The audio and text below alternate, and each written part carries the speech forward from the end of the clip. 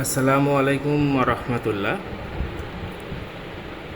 আমাকে বলা হয়েছে যে মার্কেটের বিপরীতে থেকে কিভাবে চ্যালেঞ্জ দেওয়া হয়েছে, বিপরীতে থেকে কিভাবে প্রফিট বের করে আনা সম্ভব।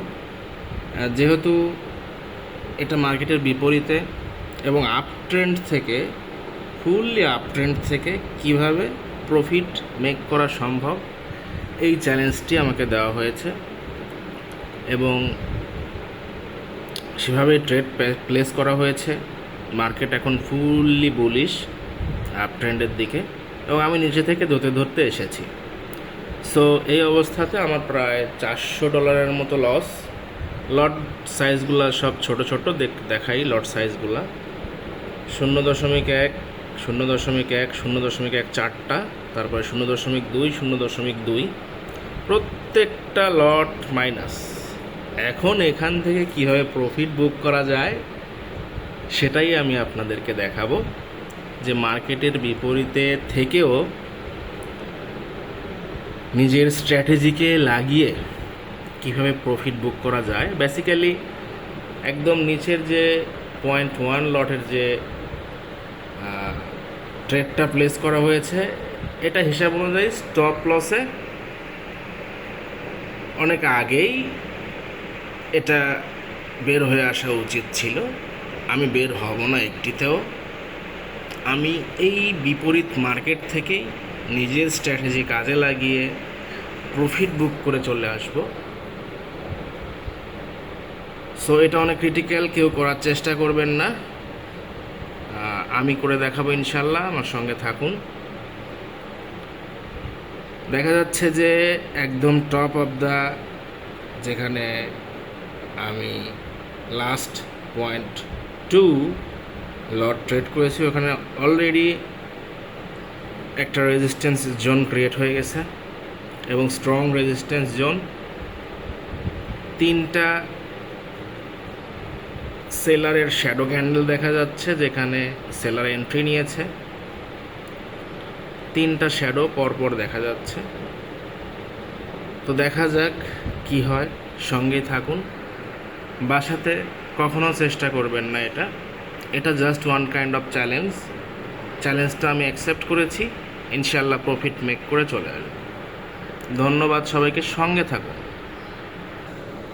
এমতো অবস্থায় আমি প্রেডিক্ট করলাম যে মার্কেটটা সর্বোচ্চ 4710-এ যাবে, এরপরে কিছু সময়ের জন্য হলেও ডাউন খাবে এবং সেই ডাউনেই আমি প্রফিটটা বুক করব। এর আগে যদি ডাউন করে তো ভালো।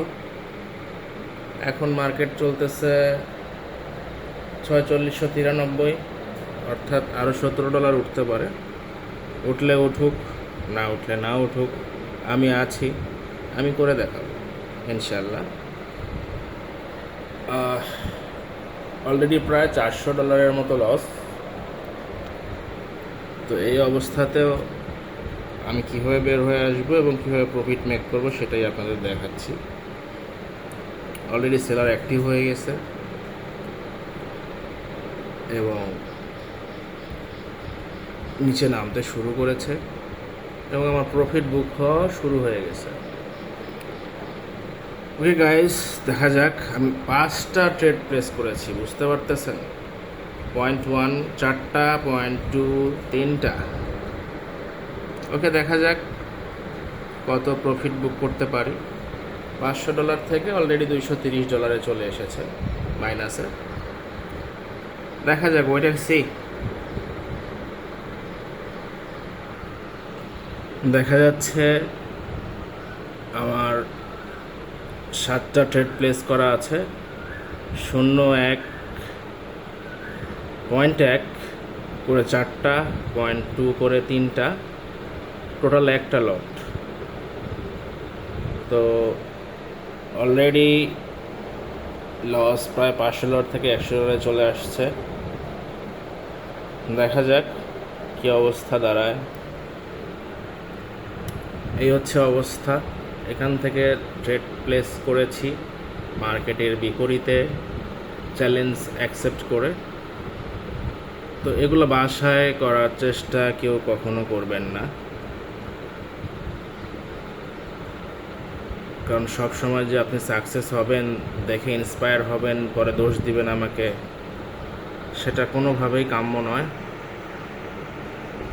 দেখা যাক শেষ পর্যন্ত কি হয়। টোটালি আর কি এক লটের একটা ট্রেড, 7টা পজিশন মিলে এক লটের একটা ট্রেড হয়েছে এবং দেখা যাচ্ছে যে $500 মাইনাস থেকে অলরেডি আমি প্রফিট কাউন্ট করা শুরু করেছি। দেখা যাক শেষ পর্যন্ত কত প্রফিট বুক করতে পারি। ধৈর্য ধরে সঙ্গে থাকুন। বড় 3টা লটে অলরেডি প্রফিট বুক চলে এসেছে এবং ছোটোগুলা কিছু লস আছে, সব মিলায় আর কি চলতেছে ট্রেড। এখন হয়তো কিছুটা লস থাকতে পারে, দেখা যাক শেষ পর্যন্ত কি হয়। লম্বা সময় লাগবে জন্য ভিডিওটি ছোট করার জন্য আমি মাঝে মধ্যে পজ করতেছি। ওকে, দেখা যাচ্ছে যে নিচে নামতে নামতে আবার একটা কনসোলেশন এরিয়া তৈরি করে ফেলেছে। সো এখান থেকে আবার ওপরে ওঠার চান্সটা অনেক বেশি এবং আমি এই চ্যালেঞ্জটা হেরে যাওয়ার সম্ভাবনা অনেক বেশি, কিন্তু আমি হারবো না, আশা করা যায়। কোনোভাবেই আমি হারতে চাই না। কনসোলেশনটা ওইখানে নিচের দিকে আবার রেজিস্ট্যান্স জোন তৈরি করে ফেলছে, তো আমি কিছু প্রফিট বুক করে চলে আসব। আরও 2-3টা ক্যান্ডেল আমি সর্বোচ্চ দেখতে পারি, এটা হচ্ছে আমার স্ট্র্যাটেজি। তো এই অবস্থাতে আমার কিছুটা লাভ আছে, $100 লাভ হলে আমি প্রফিটটা বুক করে ফেলবো, কারণ আমি কোনো রিস্ক নিতে চাই না। চ্যালেঞ্জটাই ছিল একটা রিস্ক, তারপরেও আমি প্রফিট নিয়ে আসবো ইনশাল্লাহ। মার্কেটটা অনেক বেশি প্রবলেম ক্রিয়েট করতেছে, সো দ্যাটস ওয়াই পরবর্তীতে আমার 0.1 ছিল 4টা, 0.2 ছিল 3টা, আমি আবার 0.5 করে আরও 2টা ট্রেড নিয়েছি। যে আমি হারতে রাজি নই, কারণ আমার স্ট্র্যাটেজিতে আমি বিশ্বাসী, আত্মবিশ্বাসী অনেক বেশি আমার স্ট্র্যাটেজিতে। সো এখন দেখা যাচ্ছে অবস্থাতে আমার প্রায় $400 মতো লস দেখাচ্ছে। তো বাসাতে কেউ এগুলো চেষ্টা করবেন না মার্কেটের বিপরীতে গিয়ে প্রফিট মেক করা, ঠিক আছে? সো আমি এটি করে দেখাবো, কিন্তু আমি নিজেও এটি করি না। এটা ওয়ান কাইন্ড অফ চ্যালেঞ্জ ছিল, দ্যাটস ওয়াই ভিডিওটা মেক করছি এবং দেখানোর চেষ্টা করছি যে মার্কেটের বিপরীত থেকেও প্রফিট মেক করা যায়। দেখতে পাচ্ছেন এতগুলা ট্রেড নেওয়া, অ্যান্ড আফটার অল $300 মাইনাস। ওকে, এখন কিছু সময়ের জন্য হলেও মার্কেটটা ডাউন করবে, বাট বায়ারের অ্যাক্টিভটা অনেক বেশি। বাট এই যে অপর সাইডে যে রেড শ্যাডোটা আছে, এটা অনেক স্ট্রং সেলারের একটা ইন্ডিকেট করে। সো দেখা যাক শেষ পর্যন্ত কি হয়। প্রথম অবস্থায় বুঝতে হবে যে মার্কেটটা কি বলে। মার্কেটটা বলতেছে ফুললি বুলিশ মার্কেট।